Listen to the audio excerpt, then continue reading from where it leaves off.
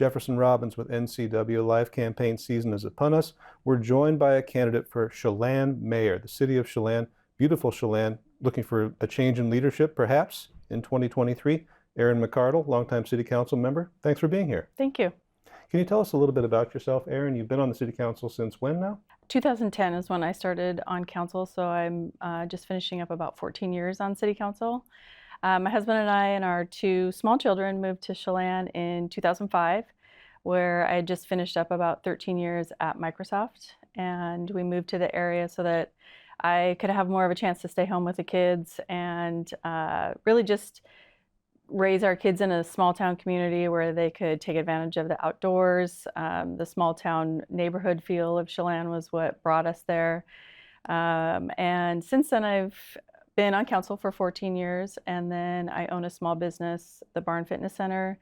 I've also been the executive director for historic Dowtown Chelan's and been involved in our local schools and community, pretty much since we moved there.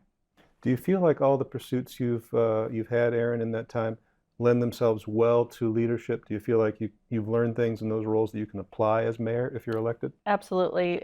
Even building on my time at Microsoft, where I really built a skill set around long-range strategic planning, collaboration, and then my roles in Chelan while I've been living in Chelan, definitely working with the community, working with everyone in our community to hear their voices and take in their concerns into some of the longer range issues that we need to address. I view the city, not just Chelan, but all of Lake Chelan. To me, that's our home.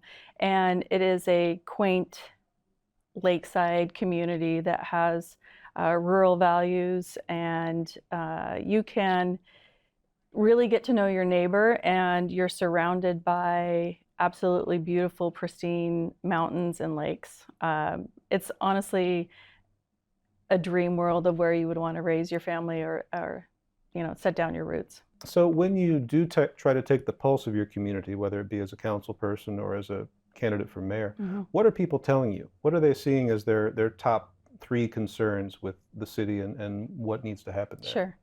I think this is anywhere across north central Washington right now, but the pace of growth, and particularly in Chelan, the pace of tourism in Chelan is a big concern for folks. When COVID hit, it caught everyone kind of unaware that the amount of movement to Eastern Washington was outpaced anyone's expectations. So we really need to take a look at that and have a plan for long-term, how we're seeing that thoughtfully, how we want to have that happen in our community.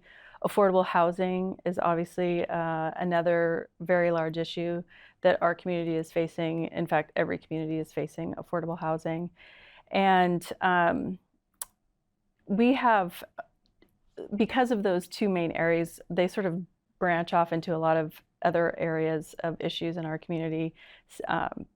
Small businesses finding staff, traffic congestion. I would say those are our top issues that we've got in our community right now. When you say that COVID sort of inspired some of this dialogue, did you find that because of isolation and lockdown, people were just coming to Chelan, staying there, finding they could do their work from Chelan and not have to return to wherever they might have been visiting from? Right. Lake Chelan has a very large second home community. So when those lockdowns happened, folks came over to their second home and then found that they could do their jobs from that home. And for a couple of years, we're starting to kind of see the decline of it now, but they stayed. And that's fundamentally changes what our community feels like, what we can support from an infrastructure capacity, and just there's a lot more people in our town during times when we normally are a little bit more of a sleepy town. Now, Chelan does thrive on tourism, maybe less so in the winter, but it's kind of year-round. Do you find that there are conflicts or frictions between long-term residents, people who've been there for quite some time, between their needs and the needs to maintain that tourism base? Tourism is definitely a sticky situation. We find that the pace of tourism, people have, they love Chelan. They love coming to Chelan. And as more people move into Washington, as more people come into this part of our country, they discover Washington, they come visit Chelan, and that is growing. And what we're finding is that our ability to support that economy from a level of service, garbage collection, infrastructure, streets, et cetera, parks, they're getting loved too much. And we need to start thinking about a couple things. One, how we support tourism as our main economy a little bit better from the city side, and be planning on how we are doing a better job on those level of service issues, as well as how do we start to think about a year-round economy. We aren't quite there yet, and it's something that has been a city priority for a long time, but never really taken action on. And so thinking about how we create a year-round economy that will help those that live in our community, not necessarily tourism, but there may be some offshoots from different, both agriculture and tourism, that could help us create more of a year-round economy in the city of Chelan. So what's the city been doing to address housing needs, and how do you think you could press that forward if you were elected? The city of Chelan has consistently been supporters of our housing trust, and Habitat for Humanity, Wenatchee Housing Authority. Where we have fallen behind is that we haven't been a part of those conversations over the past several years. I just recently sat on a housing forum 2 weeks ago, a month ago, and it's very apparent that there are some really powerful groups that are creating wonderful solutions. And Chelan hasn't been part of those conversations, and we need to be part of those conversations. The housing solution is not unique to Chelan. It's happening in this entire region. And I also think it's not just a city of Chelan solution. In order to find and address some of our housing issues, that is a regional solution. And we need to be stronger partners with the groups that are already having these conversations and coming up with some really spectacular solutions. Chelan Butte has been sort of a point of discussion for a couple of years now. There's efforts underway possibly to develop that. The city recently adopted a boundary line adjustment that may have some effects there. So can you explain what the city council was trying to achieve and why? Our boundary line adjustment code has not been updated in over 14 years. So when this topic came up, it really was an opportunity for us to update our code so that we're acknowledging the environment that we're in today. Any code that's that old needs to be adjusted and looked at. Yes, the Butte is under development or under contract for development, and the city has been working with that developer. He has been talking with a lot of folks in the community to take a look at what we would like to see on the Butte. The Butte is an icon in Chelan, and there's not many that want to see that developed into 900 plus homes. So there is a balance between what will work for a developer and also what the community is hoping to preserve on the Butte. It's a real tightrope to walk some of those concerns sometimes. You feel confident that as mayor you could negotiate that well? Absolutely. The Butte is so special, not only to me, but to everyone in our community. And if there is any type of development or developer that is coming into the community, they really need to understand our core values that we have in our community, and make sure that they're honoring and building trust within the community with their development. And that is a conversation that needs to be happening from the beginning with anyone that is planning to take a look at the Butte.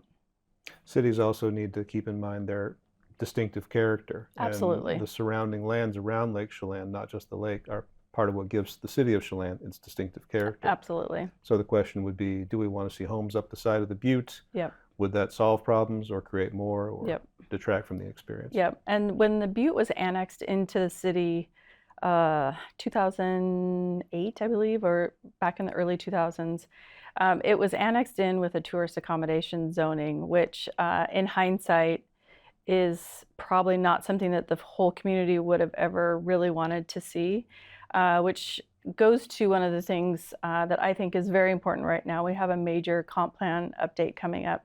2026 is when that needs to be updated. So between now and then, it will be critically important for the leadership of Chelan to engage our community, to understand what their core values are, so that we can make sure that that is the foundation that we have in our comp plan, because our comprehensive plan is what drives all of the zoning codes, everything that we have within our city. So identifying what our core values are, making sure that that is part of the comp plan, and then how we want to see development happen within the Lake Chelan area based on those core values will be critically important. You were the leader of Historic Downtown Chelan, as you mentioned, for quite some time. There was an Imagine Downtown study that recently was presented to the council, I believe. What did that study tell you about Chelan's downtown, and what is there in that study that the city could put into action? We looked at, it's really an infrastructure. At the base of this project, it's an infrastructure project. Our sidewalks downtown haven't been touched since the early 80s. So they've already outlived their life expectancy there. The power infrastructure downtown is wildly antiquated. There are so many other infrastructure issues that need to be addressed as well. So we started looking at that. You never want to have to go back and rip up sidewalks on a regular basis. So we were trying to look at, if we're going to do this now, what do we want downtown to be like in 10, 15, 20 years?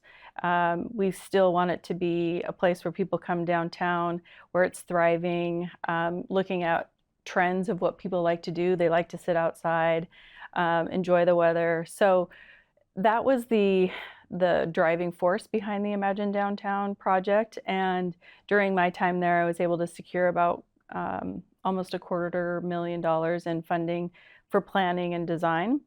So we've gotten a lot of feedback from the community on what they want to see downtown, and that has been put into some conceptual concepts that have come before council, and we're moving towards getting close to a final design of what upgrades and how you incorporate and tying in our parking lots downtown. How do you upgrade infrastructure so that our historic downtown will retain its historic, charming, unique qualities, but also be somewhere where people want to hang out 15, 20 years from now.